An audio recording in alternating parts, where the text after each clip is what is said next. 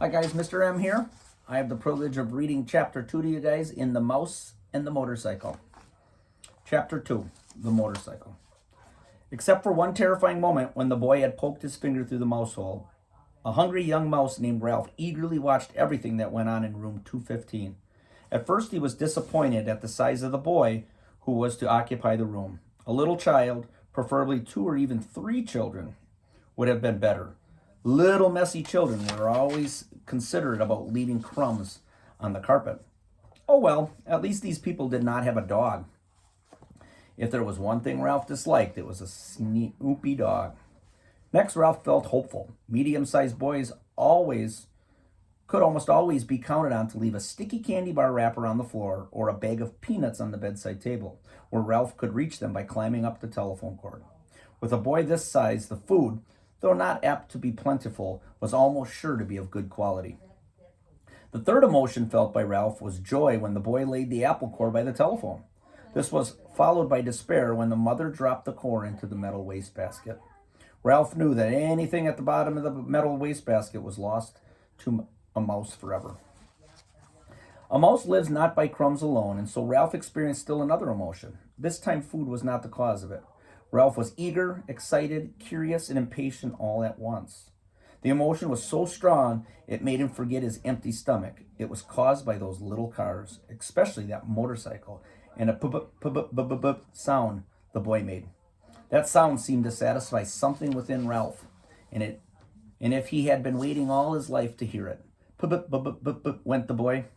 To the mouse, the sound spoke of highways and speed, of distance and danger, and whiskers blown back by the wind.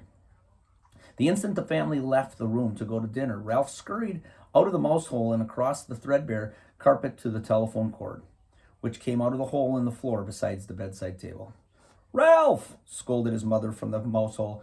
"You stay away from that telephone cord."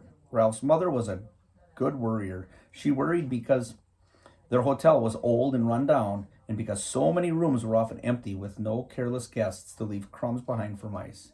She worried about the rumor that their hotel was to be torn down when the new highway came through. She worried about her children finding aspirin tablets. Ralph's father had tried to carry an aspirin tablet in his cheek pouch. The aspirin had dissolved with unexpected suddenness, and Ralph's father had been poisoned. Since then, no member of the family would think of touching an aspirin tablet, but this did not prevent Ralph's mother from worrying. Most of all, Ralph's mother worried about Ralph. She worried because he was a reckless mouse who stayed out late in the daytime when he should have been home safe in bed. She worried when Ralph climbed the curtain to sit on the windowsill to watch the chipmunks in the pine tree outside and the cars in the parking lot below. She worried because Ralph wanted to go exploring down the hall instead of traveling under the floorboards like a sensible mouse. Heaven only knew what dangers he might meet in the hall. Maids, bellboys, perhaps even cats, or what was worse, vacuum cleaners. Ralph's mother had a horror of vacuum cleaners. Ralph, who used to his mother's worries, got a good running start and was already halfway up the telephone cord. "Remember your Uncle Victor," his mother called after him.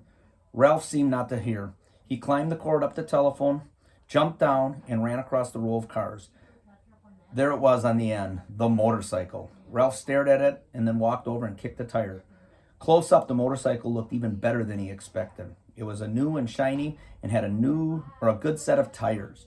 Ralph walked all the way around it, examining the pair of chromium mufflers in the engine and the hand clutch. It even had a little license plate, so it would be legal to ride. "Boy," said Ralph to himself, his whiskers quivering with excitement. "Boy, oh boy," feeling that this was an important moment in his life, he took hold of the hand grips. They felt good and solid beneath his paws. Yes, this motorcycle was a good machine, all right. He could tell by the feel. Ralph threw a leg over the motorcycle and sat jauntily on the plastic seat. He even bounced up and down.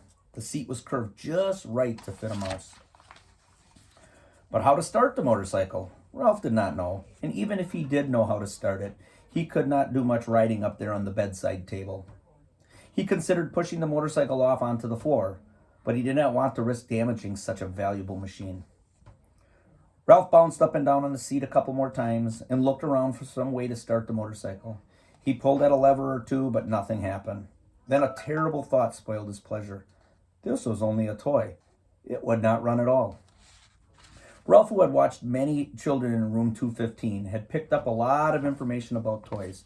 He had seen a boy from Cedar Rapids throw his model airplane on the floor because he could not make its plastic parts fit properly. A little girl had burst into tears and run sobbing to her mother when her doll's arm came out of socket. And then there was that nice boy, the potato chip nibbler, who stamped his feet because the batteries kept falling out of his car. But this toy could not be like all those other toys he had seen. It looked too perfect with its wire spokes in its wheels and its pair of shiny chromium exhaust pipes. It would not be right if it did not run. It would not be fair. A motorcycle that looked as real as this one had to run. The secret of making it run must be perfectly simple, if only Ralph had someone to show him what it was. Ralph was not satisfied just sitting on the motorcycle. Ralph craved action. After all, what was a motorcycle for if it wasn't action? Who needed motorcycle riding lessons? Not Ralph. He tried pushing himself along with his feet. This was not nearly as fast, but it was better than nothing. He moved his feet faster along the tabletop and then lifted them up while he coasted. Feeling braver, he bent over the handlebars and worked his feet still faster towards the edge of the bedside table. When he worked up a little speed, he could coast around the corner.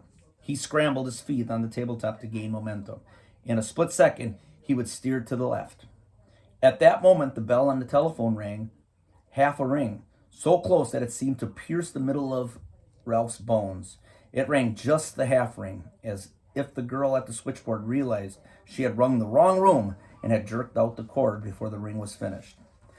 That half ring was enough. It shattered Ralph's nerves and terrified him so that he forgot all about steering. It jumbled his thoughts until he forgot to drag his heels for brakes. He was so terrified, he let go of the handle grips. The momentum of the motorcycle carried him forward, over the edge of the table, down through the space tumbled Ralph with the motorcycle. He tried to straighten out, to turn the fall into a leap, but the motorcycle got in his way. He grabbed in vain at the air with both paws. There was nothing to clutch, nothing to save him, only the empty air.